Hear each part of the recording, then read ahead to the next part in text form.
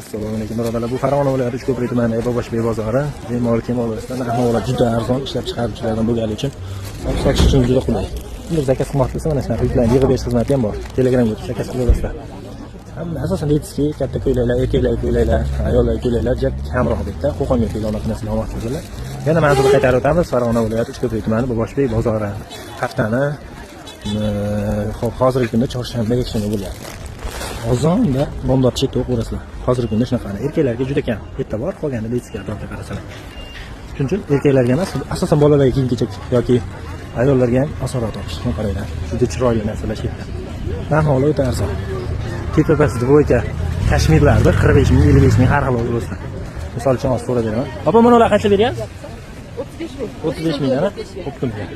Ko'ryapsizlar, tepa-past kashmir qalin, nachosli narsani 35 ming tepa-past. Kelavringlar, dastlabkilar beramiz, xohlasalar, uzoqroq bo'lsa, bemalol Telegramga zakaz qilasizlar. Sog' bo'ling.